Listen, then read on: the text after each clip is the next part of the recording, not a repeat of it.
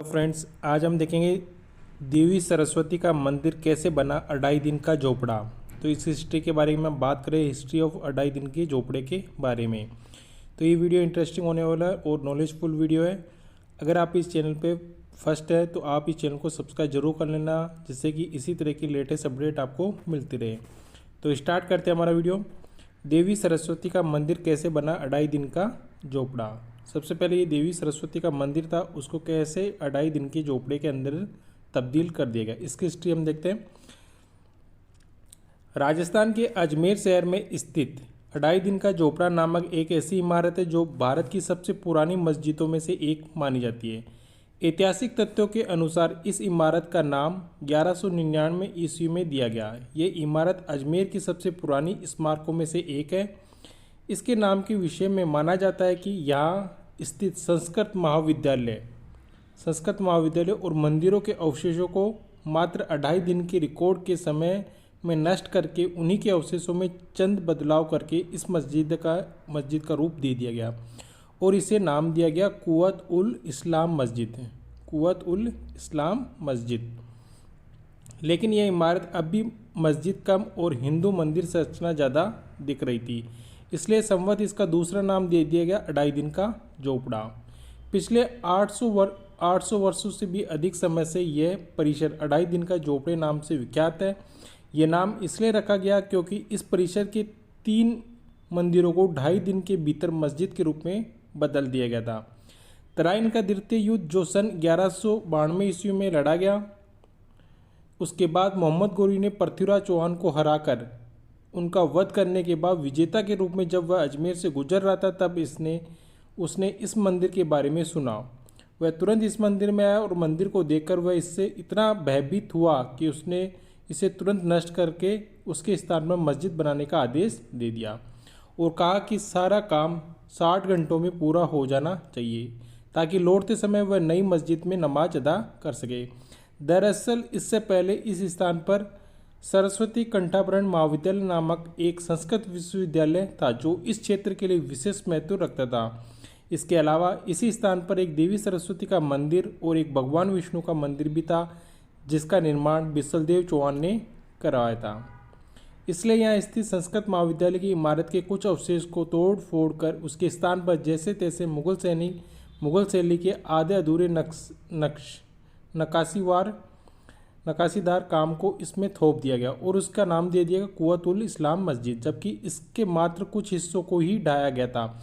इसलिए इसे खंडित हुए हिंदू और जैन मंदिरों को ही सामग्री से बनाई गई आधी अधूरी मस्जिद कही जा सकती है। बताया जाता है कि संरचना 1192 ईस्वी में बननी शुरू हुई थी, जो 1199 में बनकर पूरी हुई।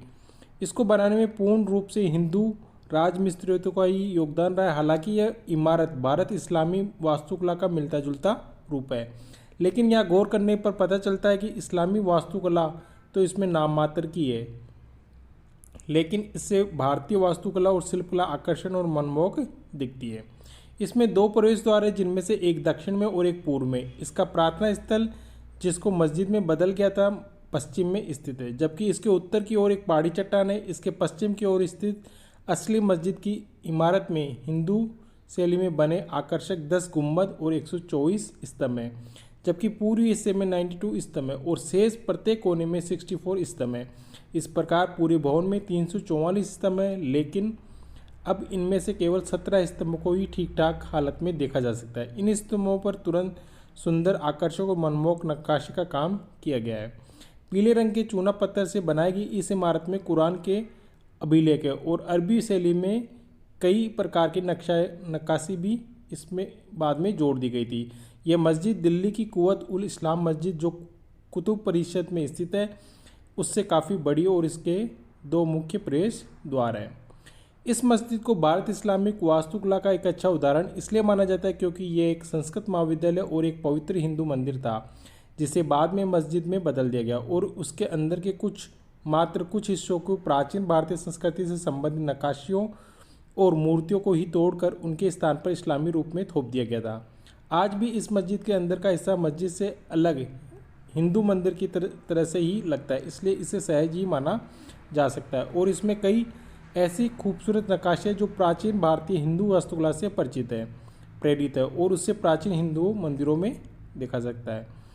हालांकि ये एक बहुत बड़ा दुर्भाग्य है कि आज भी इस मस्जिद कहकर ही पुकारा जाता है। दरअसल इस इमारत का असली इतिहास यह है कि यह एक संस्कृत महाविद्यालय और देवी सरस्वती के मंदिर के अवशेषों पर बनी हुई संरचना है, जिसे विग्रहराज चतुर्थी या बिसलदेव द्वारा बनाया गया था। बिसलदेव जो शकंबरी चौहान यानी जो चौहान वंश का राजा था और यहाँ जो मंदिर थे उनके शिष्य में बताया जाता है कि वे मंदिर पौराणिक काल के मंदिर थे और उन मंदिरों में जो मूर्तियाँ थी वे शुद्ध रूप से सोने की बनी हुई मूर्तियाँ थी, जिसमें अनेक प्रकार के हीरे जवाहरात जड़े हुए थे। इसके अलावा इन मंदिरों में अनेक प्रकार के आभूषण और कीमती रत्नों की भरमार थी, जिनको कि मोहम्मद गोरी लूटकर अपने साथ ले गया। यह इमारत राजस्थान के अजमेर में स्थित प्रसिद्ध ख्वाजा मोहम्मद चिश्ती की दरगाह के बाद यह दूसरी सबसे बड़ी ऐतिहासिक इमारत है। ये इमारत भारत के पुरातत्विक सर्वेक्षण विभाग की देखरेख में है। ये इमारत दुनिया भर के पर्यटकों के लिए आकर्षण का केंद्र और इसी भारत इस्लामी वास्तुकला का मिलता जुलता रूप पर्यटकों को आकर्षित करता है। ये वीडियो कैसा लगा हमें कमेंट बॉक्स में कमेंट करके जरूर बताना और आपकी क्या राय थी इसके बारे में हमें भी कमेंट बॉक्स, और जो चैनल पे नए वो चैनल को सब्सक्राइब जरूर कर लें जिससे कि इसी तरह की लेटेस्ट अपडेट आपको मिलती रहे। तो आज के लिए इतना ही, धन्यवाद।